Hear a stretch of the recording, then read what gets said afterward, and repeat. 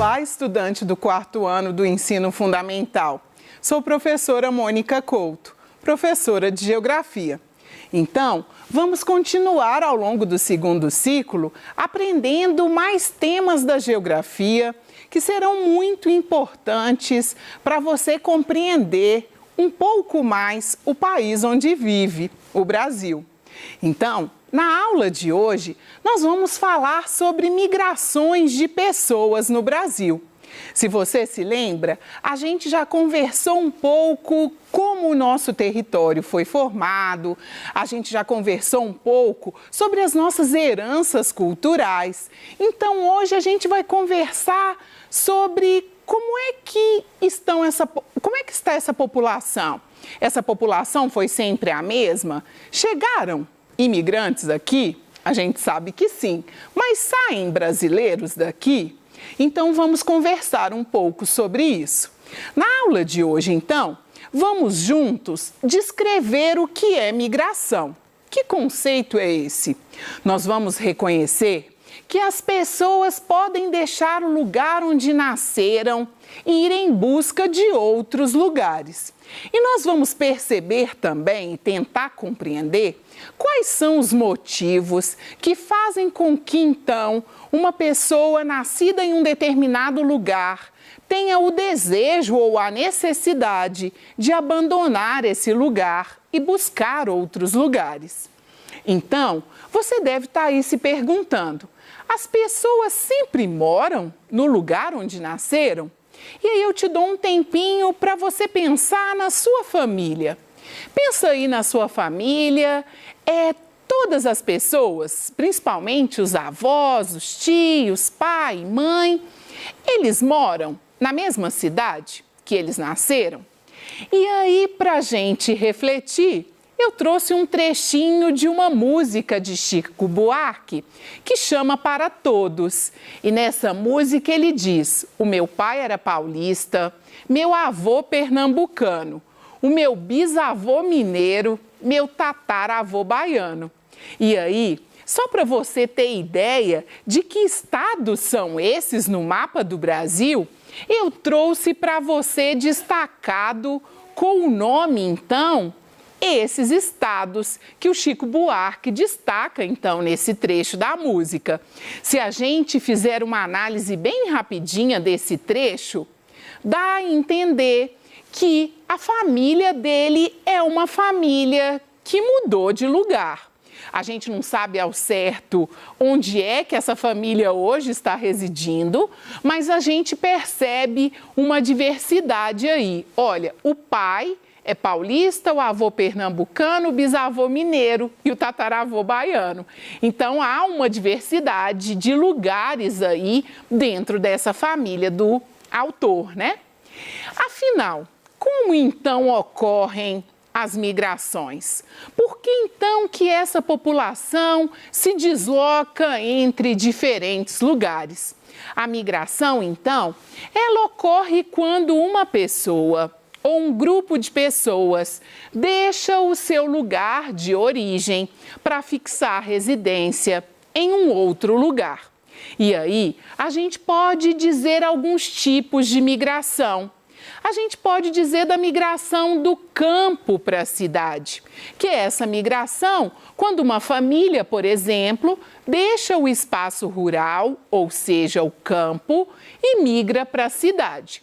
Quando isso acontece com um grande número de pessoas, quando a gente fala assim, um contingente de pessoas migrou do campo para a cidade. Isso aconteceu no Brasil. A gente chama esse fenômeno de êxodo rural. Então, quando a gente está dizendo de uma migração de grande número de pessoas do campo para a cidade, êxodo rural. Mas que outras migrações podem acontecer? A gente pode migrar entre municípios. Uma pessoa que mora, por exemplo, em Belo Horizonte, pode migrar para Juaíma, por exemplo. Aí a gente está dizendo de uma migração entre municípios. A migração, ela pode acontecer também entre estados, como deixa assim na inferência no trecho da música. Ou seja, lá alguém migrou. pode ser de Pernambuco para Minas, pode ser de Minas para São Paulo. Então, lá fica evidenciado essa migração entre os estados brasileiros. Mas a migração, ela pode acontecer também entre países. E aí, se a gente pensa na história do Brasil, o Brasil recebeu população vinda de Portugal. Hoje, é comum brasileiros migrarem para os Estados Unidos, para países da Europa. Então, quando a gente diz de uma migração que é entre países, a gente está dizendo de uma migração externa ou internacional. Quando a gente está dizendo de uma migração dentro de municípios de um mesmo estado ou entre estados, a gente está dizendo de migrações internas. E aí, a mudança pode ser temporária ou pode ser definitiva. De repente, o seu responsável recebe uma proposta de trabalho e vocês mudam de estado. E isso vai ter um prazo, porque esse trabalho, por exemplo, vai durar 1 ano. Então, essa migração ela é considerada temporária. Mas essa migração ela pode ser considerada definitiva também, se essa mudança faz com que aquela pessoa não mais retorne. Ela pode ser voluntária, espontânea, ou seja, a pessoa pelo seu desejo, pelo sonho de repente de estudar, de ter uma vida melhor, ela migra, mas ela pode ser uma migração forçada. E aí a gente vai conversar um pouquinho quais os elementos que podem fazer com que uma migração seja forçada. Então, a gente pode trazer alguns deles. Uma perseguição, por exemplo, em função de uma crença religiosa, é a perseguição em função de uma ideologia política, ou a gente pode pensar numa migração forçada quando a gente pensa os africanos que foram trazidos para o Brasil. Eles não vieram de forma espontânea. Não era um desejo vir para o Brasil. No entanto, é um imigrante que foi trazido de maneira forçada. Então, a migração, as migrações, os movimentos, eles seguem esses aspectos que a gente vai dizendo ao longo do tempo. E aqui, pensando lá, a lei da migração do Brasil tem alguns conceitos que é importante a gente conversar sobre eles. E que conceitos são esses? 2 que você às vezes fica em dúvida: o emigrante e o imigrante. Então, quando a gente fala assim, o emigrante é um brasileiro que se estabelece temporariamente ou definitivamente fora do Brasil. E quando a gente fala de um imigrante, a gente está dizendo daquela pessoa de um outro país que veio morar no Brasil e aqui vai ficar ou temporariamente ou definitivamente. Então aqui, quando a gente fala migração, a gente está dizendo desse movimento geral. Quando a gente quer dizer saída, a gente diz emigrante, e quando a gente quer dizer chegada, a gente diz imigrante. Aqui tem 2 outros conceitos que a legislação traz, que é o apátrida, ou seja, aquela pessoa que não consegue dizer que ela é de um determinado país. Então, quando a pessoa te pergunta assim, qual a sua nacionalidade? Imagina que você está preenchendo um formulário lá na escola. Quando pergunta a sua nacionalidade, está perguntando qual é o seu país de origem. No caso do apátrida, é uma pessoa que por algum motivo ou do país, do estado-nação dele ter desaparecido por algum motivo, ter sido transformado em outro território, ele não pode dizer que ele tem uma nacionalidade. E aqui eu já aproveito para te dar uma dica. Quando você estiver preenchendo um formulário e perguntar então a sua naturalidade, a pessoa está querendo saber em qual município você nasceu. Então, as duas coisas elas podem aparecer. Quando a gente diz de um visitante, geralmente os turistas são considerados visitantes. Mas a gente tem também, às vezes, professores que vêm de um outro país, dá cursos no Brasil e ficam um curto espaço de tempo. Então, eles também podem ser considerados visitantes. Ou vêm, às vezes, numa característica de fazer turismo ou vem para estudar por uns 2, 4 anos, dependendo do curso. Então, a gente tem também esse conceito de visitante. E aí, você deve ter ficado se perguntando, né? Já disse que as pessoas migram de forma espontânea ou voluntária, mas migram também de forma forçada. E aí você deve estar aí se perguntando, mas afinal de contas, o que faz essas pessoas deixarem o seu local de nascimento, né? Porque geralmente a gente tem uma relação muito próxima, principalmente se a gente vive muito tempo naquele lugar onde a gente nasceu. Porque às vezes as pessoas, elas nascem num determinado município e logo a família já migra. Então, você às vezes tem pouca identidade com aquele lugar. Mas quando a gente tem identidade com o lugar onde a gente nasceu e viveu muito tempo lá, isso dificulta um pouco a gente entender, então, por que as pessoas migram. Mas então, as migrações, elas têm alguns motivos. E o motivo ele pode ser econômico, ou seja, de repente, na região onde você reside, onde a família reside, a condição de trabalho está precária. E então, essa família ela resolve migrar em busca de melhores condições de vida. Pode ser por algum motivo cultural. Às vezes, a pessoa não está se identificando ou às vezes está sofrendo algum tipo de desconforto em função do seu modo de vida e ela é obrigada a migrar. Os aspectos religiosos, geralmente, eles estão associados a uma migração que é forçada. Às vezes, em um determinado território, você tem dificuldade de professar, então, a sua crença.